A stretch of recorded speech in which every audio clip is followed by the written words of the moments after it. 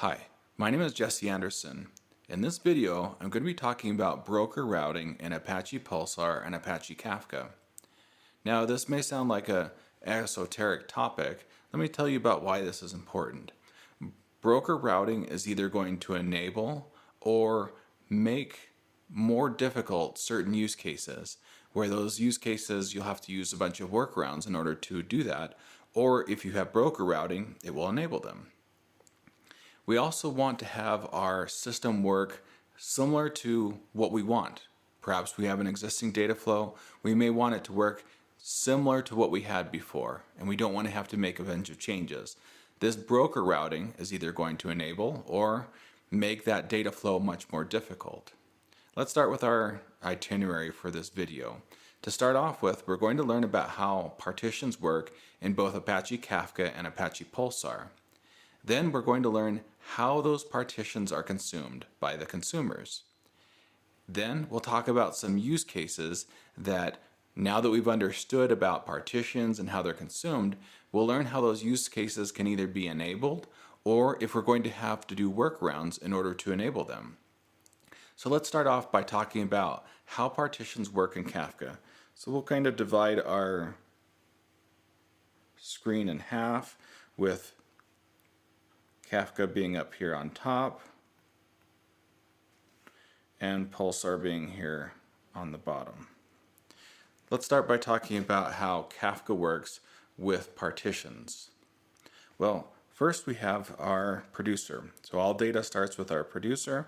We'll just create a little box right here, and this is our producer. With this producer, we'll need to produce into partitions. Well, let's imagine that we have three different partitions. So we would have a partition here, and another partition. Let's go ahead and label these partitions so that we can refer to them. We have partition 0, partition 1, and partition 2. Well, as the producer goes to produce, that data has to end up in a partition. And with Kafka, we use a modulo function with a hash. In this case, the hash function is a murmur3 hash. So we'll take in the case of using keys, we will take that key for the message, we'll run the mod function and the hash function and figure out which one of the partitions. So when we produce, it will go into one of these three partitions. Now let's take a look at how we do that with Pulsar. Pulsar, from the producing standpoint, works a very similar way. So here we are, we have our producer. We will have our three partitions just like before.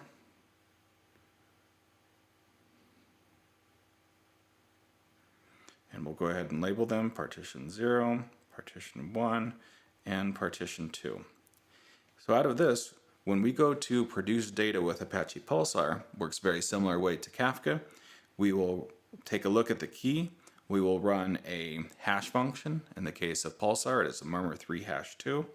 And we will figure out which one of these partitions we're going into.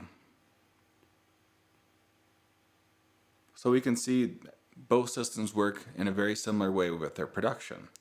Now, on the consumer side, that's where things get different and where things change quite a bit. Here with Kafka, let's go ahead and draw this out. Let's say we had a consumer. Well, when we have our consumer, the consumer will consume from all three partitions. So if we had a single partition, we would receive all three of these. So we'll just draw that out and say, here it is, partition 0, 1, and 2. Okay? Seems pretty straightforward. Well, here's where the issue happens, is if we have a consumer or a consumer group. So a consumer group is where we have multiple consumers running that. So let's say we had a consumer that was running in a group, and here we have our consumers. Well, the way this works in Kafka is that each one of these partitions is consumed in its entirety.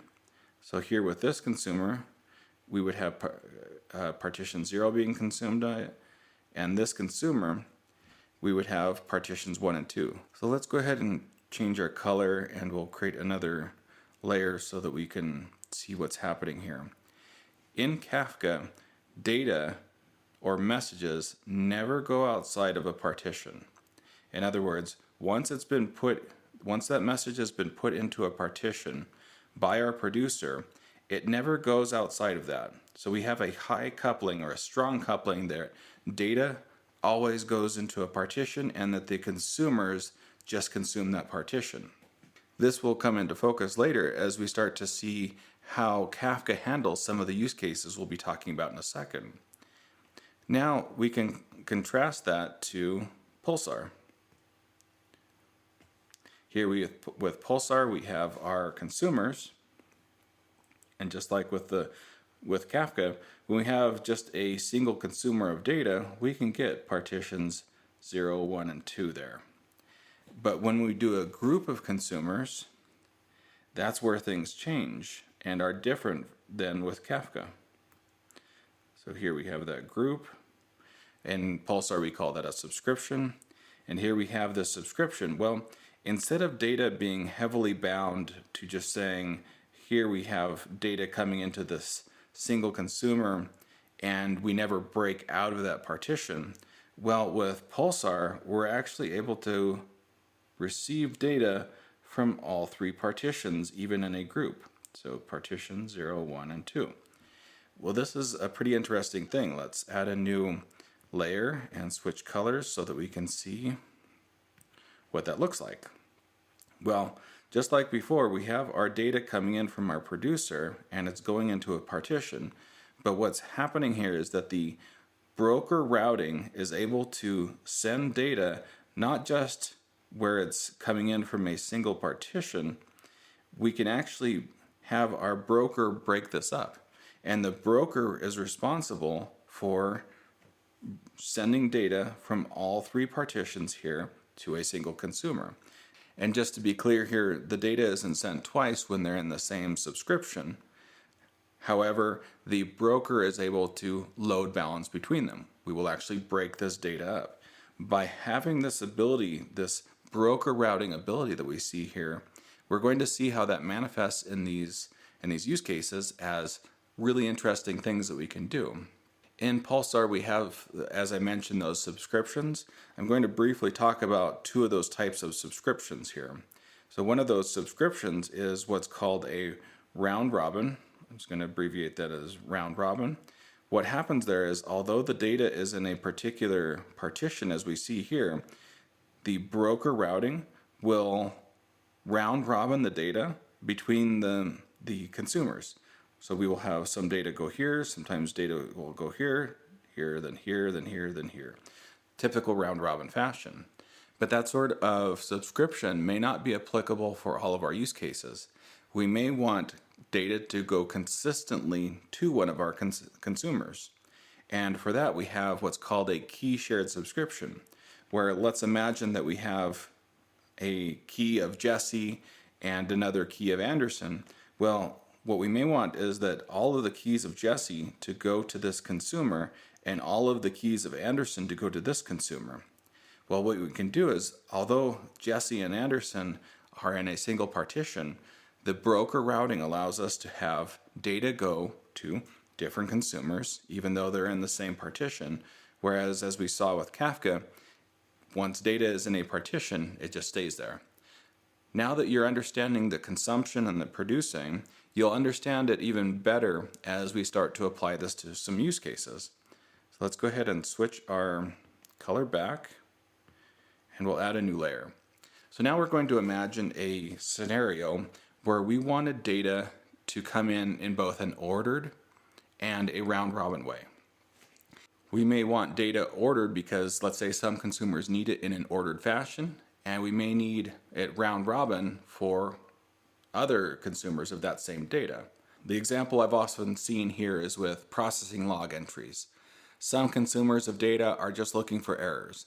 They don't really care what's happened before or after. They just look at the message, check for an error. While at the same time, another consumer is looking at that data and saying, I need to find trends. I'm looking at previous data. In those cases, we need to have ordering. So let's take a look at how we would do this in Kafka. So here we would have our producer, and instead of drawing out partitions, now I'm just going to draw out kind of a nebulous Kafka cluster. and there. So here we will have our data. So one of our issues with Kafka is, as we saw, data, once we put that in a partition, isn't actually able to be separated out. So if we have a consumer over here that wants round robin, and we'll just say round robin above that, and we have another consumer over here that wants ordered, I'm just going to abbreviate that as ordered, we can't do that with a single topic. What we actually have to do with Kafka is we have to either separate out those topics. So we would have a round robin topic here that this consumer would consume from, and we would have a separate ordered topic. That's one possibility. Or what usually happens is that we have to go with the lowest common denominator. So we'll kind of back that out. And what we have to do is we would have to produce once into a single topic, and then our round robin, we can't have that be round robin. We would just have our consumer consume off that topic, consume off that ordered topic. And what we would do is we would increase our amount of resources for that round robin topic to make sure that we can keep up. Let's take a look at how Pulsar enables this. Once again, we start out with our producer, and same as before, our nebulous Pulsar cluster. So our producer can produce into a single topic. So just like before, we'll want our consumers to receive data in two different ways. Let's go ahead and draw these consumers out. So one consumer we want in ordered, one consumer we want in round robin. Well, with Pulsar, what Pulsar enables us to do with that broker routing is we can have a single topic, and we can have our broker routing change how we receive that data. So with a single topic, we are able to consume round robin and ordered. We don't have to do anything for Pulsar. Pulsar supports this right out of the box. And if you remember from the previous diagram, there were two subscription modes that did that. For round robin, we would just use a shared subscription. That gives us round robin.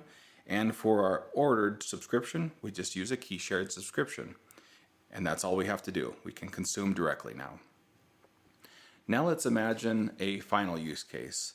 And in this use case, we are going to have a single topic that routes to many topics. Sometimes these are called fan-out topics, something like that. In these sorts of situations, what we're trying to do is create a topic per customer, let's say. Sometimes a topic per geographic region. There's lots of different ways that we see this. This sort of use case is pretty common for messaging systems, and let's go ahead and diagram this out. Let's start with Kafka. With Kafka, let's go ahead and draw out our producer, our nebulous Kafka cluster, and what we'll have to do is we will have to bring in data initially, and in that data, that is our global topic. That global topic is, here is all the data that we've received. And what's going to happen with that data is we are going to have to receive it and do what's called a consumer producer. So what will happen there is it will receive that data and then route it back to Kafka. It will actually produce it back into Kafka and say, here is the data for that topic, separate it out. And then here we have our consumers of that, and each one of these consumers will be one of those consumers. Maybe they're looking at a particular customer, perhaps a specific geographic area. There's lots of different possibilities there. Now we have some difficulties here on the Kafka end because we have a limited number of topics that we can do. Where in Kafka, if we need to have millions of topics, that just isn't possible right now. Let's take a look at the Pulsar side and see how that enables this use case. We start with our producer just like before. Here we have our Pulsar cluster, and we do our global topic just like before. And now we do that similar consumer producer, just very similar, and we produce that back in. We fanned it out. Now what we can do is we can do very similar consumption. However, our consumption in our number of topics is very different. where Pulsar can actually handle millions of topics. And in situations like this where we're trying to do a fan out, maybe we're trying to do a fan out of every single geographic area, or we're trying to do a fan out of every single customer. Well, we'll have to actually know how many customers we have for Kafka to make sure we're underneath that number. With Pulsar, it enables us to have millions of topics. We could actually have a topic per consumer, and that is really what we want to have enabled with Pulsar. Now, as we look at the technologies for this consumer producer, there are different ones that we can use for both Kafka and Pulsar. For Kafka, we might write that manually.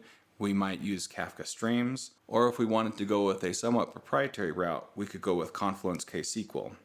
Here on the Pulsar side, we have a few options. We could write the code ourselves, or we could use Pulsar functions.